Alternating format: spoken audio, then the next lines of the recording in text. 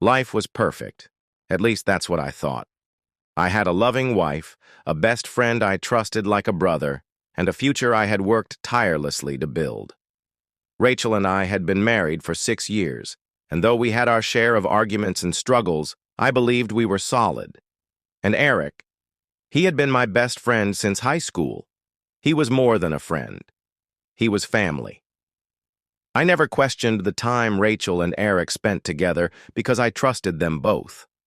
Looking back, maybe that was my mistake.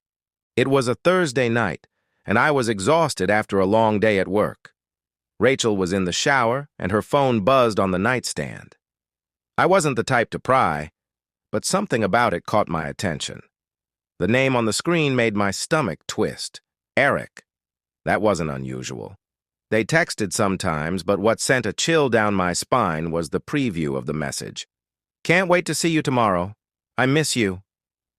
My heart pounded in my chest as I reached for her phone, my hands trembling. I unlocked it easily. She had never hidden her passcode from me. Maybe that was why I had never suspected anything. I opened the conversation, and within seconds, my entire world shattered. There were messages stretching back for months, flirty, intimate, explicit. Messages that left no room for doubt, pictures, plans. I scrolled in disbelief, my vision blurring. The shower turned off, and a moment later, Rachel stepped out of the bathroom, her hair dripping onto the floor. She looked at me and smiled, completely oblivious to the fact that everything had changed. "What's wrong?" she asked, tilting her head. I could barely find my voice. "What the hell is this?" I held up her phone, my fingers gripping it so tightly I thought it might shatter in my hands. Her face changed instantly. Not shock, not confusion, just recognition. Like she had been caught in something she had always known would come to light eventually. She didn't even try to deny it. I wanted her to. I wanted some ridiculous explanation, something that could turn this into a mistake, a misunderstanding. But she just sat down on the bed and sighed. "I was going to tell you," she said softly. I let out a bitter laugh. "When? After you moved in with him?" She didn't answer. She didn't need to. The silence was its own confession. "How long?" My voice cracked, but I didn't care. She hesitated for only a second. 6 months. 6 months. Half a year of betrayal. Half a year of looking me in the eye every day, kissing me, pretending that everything was fine. I felt something inside me crack, something irreparable. "Was it him?" I asked. "Did he start this, or did you?" Rachel shook her head, wiping at her tears. "It just happened. We never meant to hurt you." I clenched my jaw so tightly it hurt. "You didn't mean to hurt me?" I repeated. "You were sleeping with my best friend for 6 months behind my back. What part of that wasn't meant to hurt me?" She had no answer. There was nothing she could say that would fix this. "Are you leaving?" My voice was eerily calm now. Rachel hesitated just long enough to confirm what I already knew. "Yes." Something inside me collapsed at that word, but I refused to let her see it. I refused to let her know how deeply she had broken me. Without another word, she got up and started packing. She didn't beg for forgiveness. She didn't ask for another chance. Maybe she had already decided that I was disposable. That hurt more than anything. I sat there, frozen, while she folded clothes into a suitcase. Minutes passed in silence, and then headlights flashed through the window. A car idled in my driveway. I didn't have to look to know who it was. Rachel zipped up her suitcase and turned to face me. "I'm sorry," she whispered.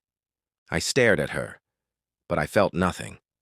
I had spent 6 years of my life loving this woman, and in the end, she had chosen him. I didn't respond. I couldn't. She picked up her bag and walked to the door. I listened as it clicked shut behind her. Moments later, the car pulled away, leaving me alone in the house we had built together. Only then, when there was no one left to see, did I break. I sank to the floor, my head in my hands, my chest heaving with the weight of everything I had lost. My wife, my best friend, my entire sense of stability. And the worst part, I had no idea who I was without them. The silence was unbearable. I had never noticed how much space Rachel took up in this house until she was gone. Now, every corner, every piece of furniture, every unwashed coffee mug reminded me of her. The indentation on her side of the bed hadn't faded, and I still found strands of her hair tangled in the shower drain. Her perfume lingered in the air, mocking me. Nights were the worst. I would lie awake, staring at the ceiling, replaying every moment we had shared, trying to pinpoint the exact moment she decided I wasn't enough. At first, I thought the pain would fade, that eventually I'd wake up one day and feel a little less broken. But the betrayal wasn't just a wound. It was an infection, spreading through my mind, poisoning every thought. Eric had been my best friend, the man who knew my fears, my secrets, my dreams, and he had stolen the one person who was supposed to be my forever. I kept wondering how long they had laughed behind my back, how many times I had been in the same room with them, completely blind to the truth. Friends I had known for years suddenly felt like strangers.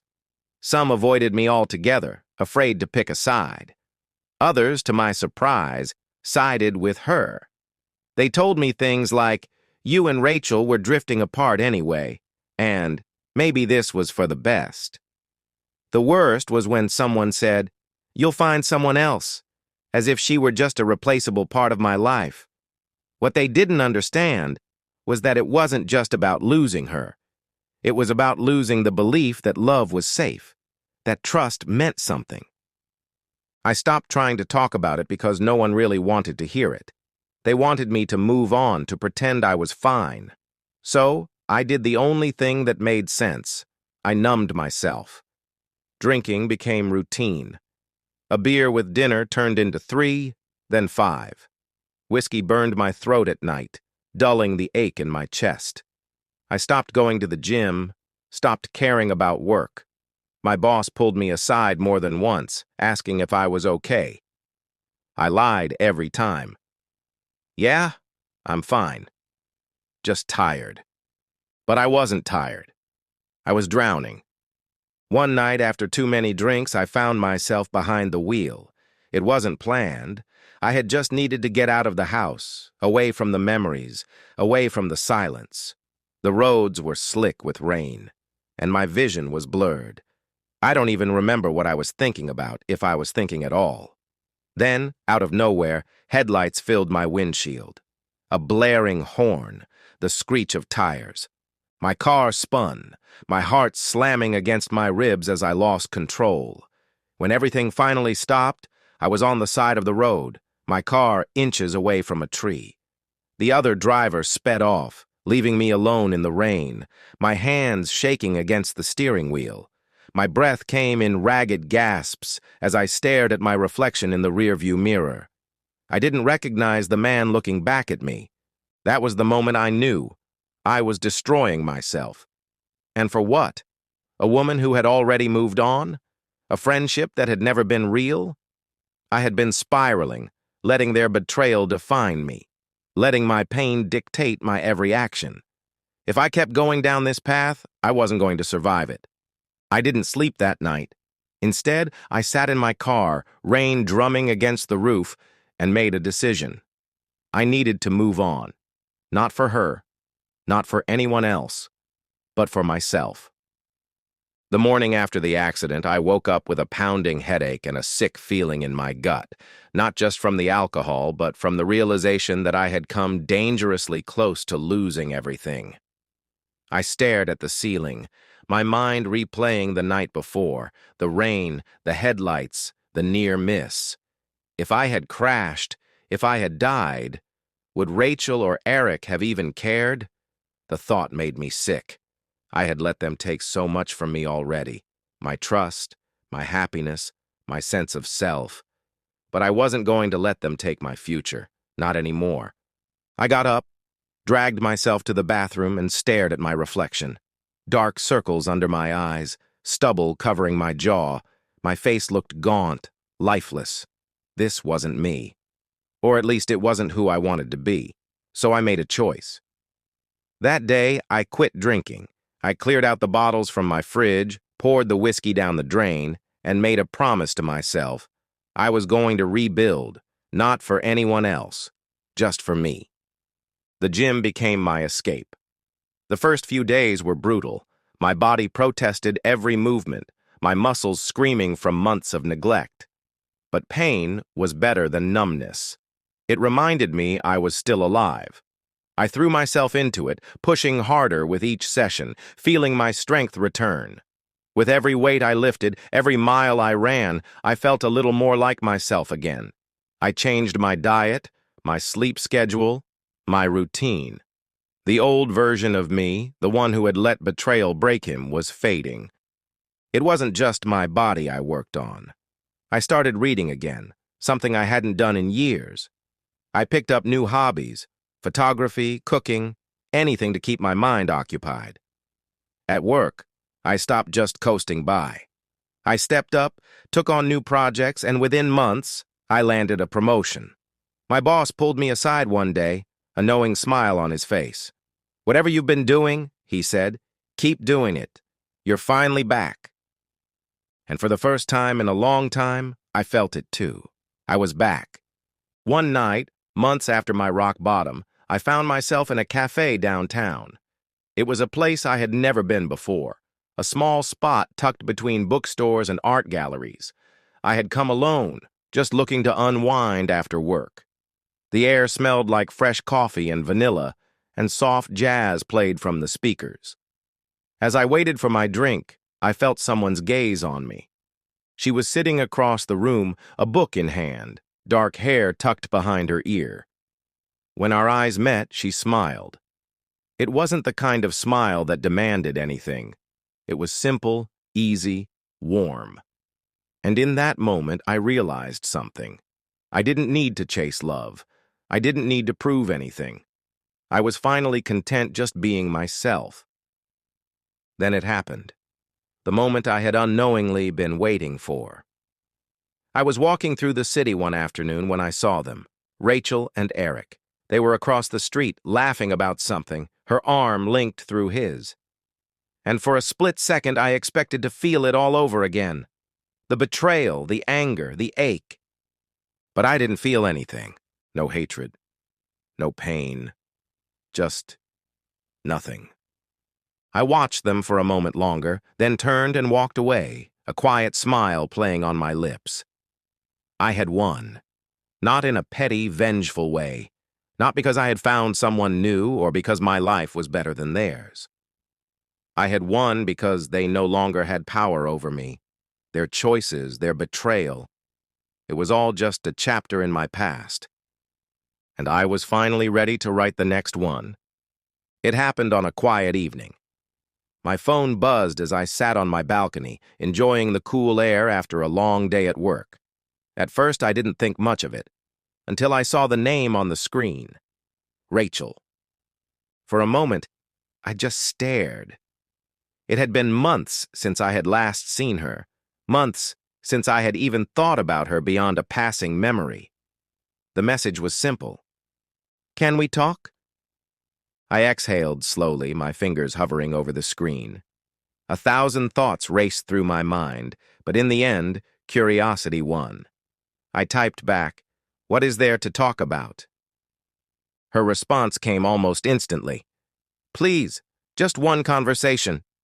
Against my better judgment, I agreed. Maybe it was morbid curiosity. Maybe I just wanted to see her one last time. Maybe I was searching for something, an answer, an explanation, or just proof that I had truly moved on. We met at a small cafe, one far enough from the places we used to go together. I arrived first, settling into a corner booth, and a few minutes later, she walked in. She looked different. Not in the way I had expected. She wasn't glowing with happiness. She wasn't thriving in her new life. If anything, she looked tired. Worn down. Her eyes lit up when she saw me and she hurried over. Hey, she said softly, like she wasn't sure if she still had the right to say my name. I nodded. Rachel. For a moment, she just looked at me as if trying to piece together the man sitting in front of her. You look good, she said. I shrugged. I've been doing well. Something flickered in her eyes. Regret? Jealousy? I didn't know. But then she took a deep breath. I don't even know where to start, she admitted. I leaned back, arms crossed. How about why you wanted to see me? She hesitated, then dropped her gaze to the table. It's over, she said finally. I didn't need to ask who she meant. Eric and I, we're done. He wasn't... She stopped herself, swallowing hard. He wasn't who I thought he was. I waited, saying nothing. She laughed bitterly, shaking her head. He cheated. With a coworker. He lied about money, about work, about everything. He was manipulative, controlling. She cut herself off and finally looked at me. I made a mistake. I felt nothing. Not sympathy, not satisfaction, just nothing. She reached across the table, her fingers brushing against mine. I miss you, she whispered. I miss us. I should never have left. I should have fought for us. I was stupid and Her voice broke. I still love you. I looked at her then, really looked at her. And for the first time, I saw through the words. It wasn't love she was feeling. It was loss. Not of me, not of our marriage, but of stability, of safety, of the life she had thrown away. Months ago, I might have wanted this moment. I might have imagined how good it would feel to hear her beg, to see the regret in her eyes. But sitting here now, I didn't feel victorious. I didn't feel anything at all. I could take her back. I could make her suffer by rejecting her outright. But both choices felt meaningless. Instead, I gave her the only thing she had never given me, honesty. I'm not angry anymore, Rachel, I said quietly. But I don't love you anymore either. Her breath hitched, and for a second, she looked like she might break apart right there. But I didn't offer comfort. That wasn't my role anymore. I hope you figure things out, I said, standing up. But I'm done. She didn't try to stop me. She just sat there, frozen, as I walked out of the cafe and into the evening air. I had closure, and that was worth more than revenge ever could be. I agreed to meet her one last time, not because I needed answers, not because I was considering taking her back, but because I wanted to close the chapter on my terms. This time, I wasn't going to be the man she had broken. I wasn't going to be the version of myself that had begged for an explanation, for love, for something she was never willing to give. I was here for one reason only, to say goodbye. She was already there when I arrived, sitting at an outdoor table, stirring her coffee absently. When she saw me, she smiled, but it was hesitant, fragile. She had always been beautiful, but now I saw her differently. Not as my wife, not as the woman I had once loved, just a person who had made a choice. I sat down across from her, waiting. I didn't need to fill the silence. She was the one who had asked to meet. She was the one who needed to speak. I just wanted to see you, she said softly. To talk. I nodded but said nothing. She exhaled, fidgeting with the handle of her cup. I know I hurt you. I tilted my head slightly. You did. I've thought about it every day. Her voice trembled and she looked up at me, searching my face for something, pain, regret, maybe even love. But there was nothing left for her to find. I wish I could take it back. I wish I could go back to the life we had before everything fell apart. I let her words hang in the air for a moment, then asked, Do you miss me? Or do you miss what I gave you? She flinched, her breath catching in her throat. She hesitated, then closed her eyes. I don't know. That was all the answer I needed. She reached across the table, her fingers brushing mine.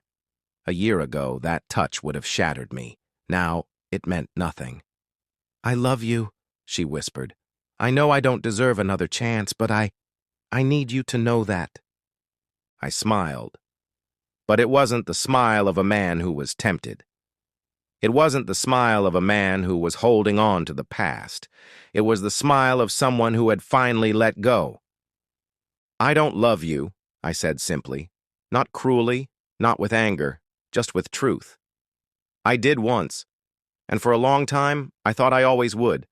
But I see it now. We weren't meant to last. You made a choice, and I made mine. And my choice is to move forward. Her eyes filled with tears, and for a brief moment I saw the realization hit her.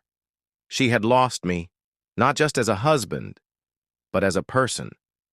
There was no going back. She whispered my name, one last plea, but I had already stood up. I looked at her, at the woman who had once been my world and felt nothing but peace. "Goodbye, Rachel." She didn't follow me. She didn't call my name. She just sat there, her hands trembling, as I walked away for the last time. The weight was gone. The pain, the anger, the betrayal. They no longer defined me. I wasn't bitter. I wasn't broken. I was free. She left me once. A year later, she begged me to take her back. But by then, I had already learned the truth. I never needed her to begin with.